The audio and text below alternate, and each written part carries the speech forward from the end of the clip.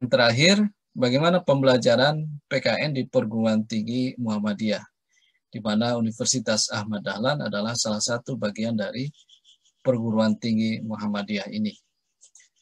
Kalau kita lihat teman-teman, nanti teman-teman bisa saksikan kembali secara lengkap, ya, secara utuh tentang bagaimana kiprah Muhammadiyah yang di usianya 1 abad misalnya tetap menyinari bangsa ini. Kita perhatikan. Muhammadiyah lebih dari 1 abad menyinari negeri. Jauh sebelum Indonesia merdeka, Muhammadiyah telah ikut membangun pondasi bangsa. Terinspirasi oleh surah Ali Imran ayat 104 yang mendorong agar umat membentuk satu gerakan yang menyerukan kepada kebaikan dan mencegah kemungkaran. Kiai Haji Ahmad Dahlan mengorganisir umat untuk dakwah amar makruf nahi munkar mencakup 3 area. Santunan kaum duafa atau feeding, pendidikan atau schooling, dan kesehatan atau healing. Santunan kaum duafa atau feeding. Di awal berdirinya, Muhammadiyah mendorong anggotanya untuk memberi makan, memberi pakaian dan perlindungan orang miskin di sekitar Kauman Jogja. Kini telah memiliki 384 panti asuhan yatim piatu Muhammadiyah tersebar di seluruh Indonesia. Pendidikan atau schooling.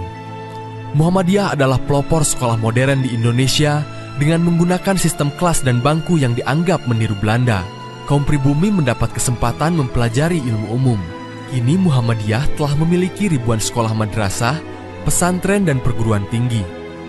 Kesehatan atau healing. Melalui PKO, Muhammadiyah menyediakan layanan kesehatan untuk rakyat. Kini Muhammadiyah telah memiliki 461 rumah sakit, BKIA dan balai pengobatan. Gerakan sosial Muhammadiyah bersifat inklusif, mendukung dialog dan keragaman. Kegiatan sosialnya tak pandang golongan dan agama. Bahkan, Muktamar ke-47 di Makassar melahirkan rekomendasi tentang dakwah komunitas, pelayanan terhadap kelompok difabel dan minoritas, serta peningkatan tradisi ilmiah dan dialog antar mazhab dalam mengatasi konflik di Indonesia, serta penegasan negara Pancasila sebagai Darul Ahdi wa Syahadah. Bukan hanya dalam gerakan sosial, Muhammadiyah pun berkontribusi dalam perjuangan kemerdekaan. Panglima Besar Jenderal Sudirman adalah anak Muhammadiyah dan kader Hizbul Waton. Pasca kemerdekaan, dalam politik masa kemerdekaan, tokoh-tokoh Muhammadiyah seperti Kiai Haji Mas Mansur, Kasman Singodimedjo, Ki Bagus Hadikusumo dan Kahar Muzakir, Insinyur Haji Juanda dan Soekarno adalah pelaku utama dalam pembentukan negara Indonesia. Era reformasi Indonesia tahun 1998 tak lepas dari peran Amin Rais yang saat itu ketua PP Muhammadiyah yang dianggap bapak reformasi.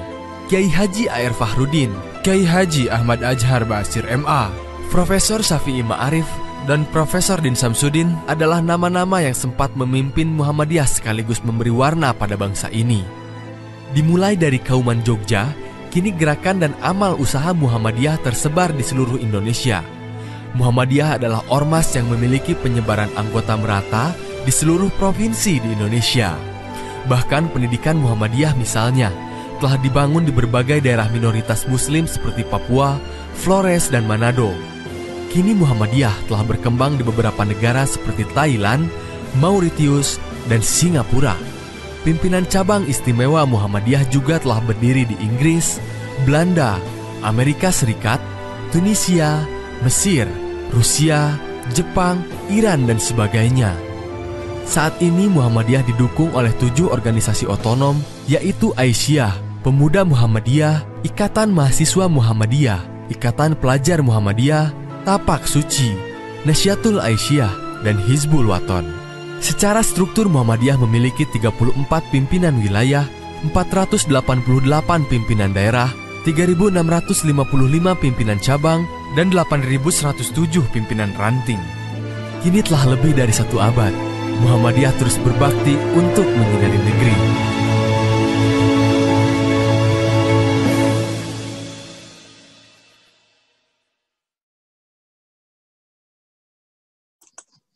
Baik, itu teman-teman gambaran tentang bagaimana Persyarikatan Muhammadiyah yang menjadi induk dari amal usaha Muhammadiyah, khususnya amal usaha di dalam pendidikan seperti perguruan tinggi. Tadi dinyatakan bahwa bukan hanya dalam bidang pendidikan, schooling gitu ya, tetapi juga dalam bidang santunan duafa, feeding, dan kesehatan, healing ya. Di dalam bidang pendidikan tadi disampaikan beberapa amal usaha bidang pendidikan yang tersebar dari Sabang sampai Merauke, yang itu dapat kita sebut sebagai modal sosial Muhammadiyah. Jadi kita memiliki kans yang cukup luas gitu ya, dalam rangka menyebarluaskan tadi pemahaman tentang keindonesiaan, pemahaman tentang nasionalisme, pemahaman tentang cinta tanah air, dan pemahaman tentang bagaimana kita menjadi manusia yang berkepribadian Indonesia. Tetapi teman-teman, ada hal yang menarik sebenarnya. Di samping membelajarkan tentang bagaimana kita menjadi manusia Indonesia, kemudian yang berkepribadian Indonesia, yang memiliki rasa kebangsaan dan cinta tanah air, PKN di Perguruan Tinggi Muhammadiyah juga berusaha untuk mengarahkan warga negara, warga bangsa, untuk mendalami kembali nilai-nilai dasar, ya, sejarah, dan masa depan bangsa, sesuai dengan nilai-nilai fundamental yang dianut bangsa yang bersangkutan. Jadi semua para peserta didik gitu ya, warga negara diarahkan untuk mengenali kembali nilai-nilai dasar. Nilai-nilai dasar apa? Tentu nilai-nilai dasar sesuai dengan dasar negara kita, katakanlah Pancasila gitu ya. Kemudian memahami kembali sejarah bangsa, karena dari sejarah kita bisa belajar membaca hari ini dan proyeksi di masa yang akan datang. Kemudian tadi dari sejarah kita bisa belajar bagaimana masa depan bangsa akan kita bentuk sesuai dengan nilai-nilai fundamental. Nah, nilai fundamental bagaimana yang dipahami oleh Muhammadiyah? Bagi Muhammadiyah, PKN yang dikembangkan di lingkungan amal usaha pendidikannya harus mampu menemukan kembali relevansi nilai-nilai fundamentalnya, yaitu nilai-nilai Islam dan keindonesiaan. Jadi di sini ada yang menarik, bukan hanya kita belajar tentang keindonesiaan, tetapi dalam PKN di Perguruan Tinggi Muhammadiyah kita juga menemukan relevansi nilai keindonesiaan itu dengan nilai-nilai Islam. Sehingga nilai keindonesiaan dan nilai-nilai Islam atau keislaman atau keumatan ini menjadi satu nafas. Bukan berada di antara dua kutub yang saling berhadapan, tetapi keduanya menyatu menjadi satu nafas yang mendasari bagaimana relevansinya dengan kehidupan dinamika sosial yang berkembang di dalam masyarakat.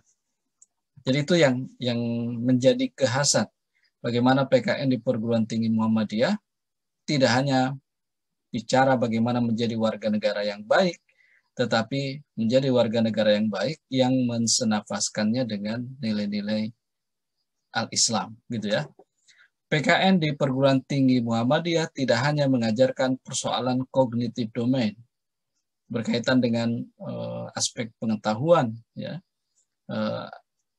mengenali kembali, menganalisis, ya, mensintesis sampai mencipta, ya, mengcreate sebuah pengetahuan, tetapi juga mengajarkan sentuhan moral and social action.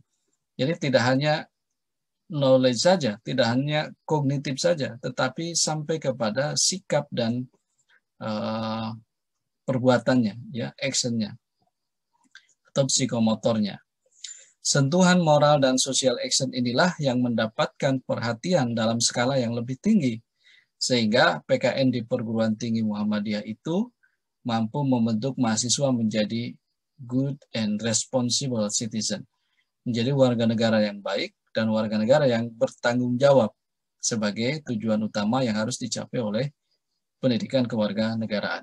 Jadi itu teman-teman, kalau misalkan ke depan ternyata kita menemukan ada kajian-kajian yang mensenafaskan kajian-kajian kebangsaan dengan keislaman, maka itulah kekhasan dari pelaksanaan mata kuliah pendidikan kewarganegaraan di perguruan tinggi Muhammadiyah.